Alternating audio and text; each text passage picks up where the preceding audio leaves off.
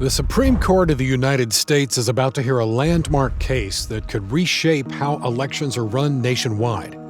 Judicial Watch is challenging an Illinois law that allows the counting of mail-in ballots that arrive up to 14 days after Election Day. That's 2 weeks beyond the date set by federal law. Even ballots that arrive without a postmark can be counted. Federal law says the first Tuesday after the first Monday in November of every even-numbered year is Election Day for federal elections.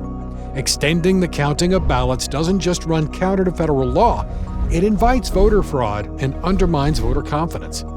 Judicial Watch argues that Illinois' law violates federal law and threatens election integrity.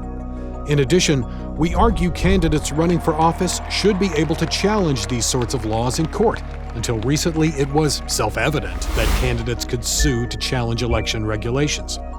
However, 2 lower courts ruled that our clients, candidates for federal office, lacked the basis to challenge Illinois' practice of counting ballots received after Election Day. Standing is the legal term for this legal right to pursue a lawsuit in court. Judicial Watch lawyers responded that candidates have an obvious interest in the lawfulness and fairness of the rules that govern the elections into which they pour their time and resources. They also have an obvious interest in ensuring that the final vote tally accurately reflects the legally valid votes cast.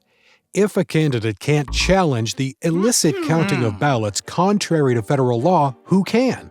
This is the exact issue now before the Supreme Court. No other legal organization has matched Judicial Watch's record in ensuring free and fair elections. The outcome of this Supreme Court case could impact how elections are run for years to come. And you can be sure Judicial Watch will continue to fight for election integrity, because no one is above the law.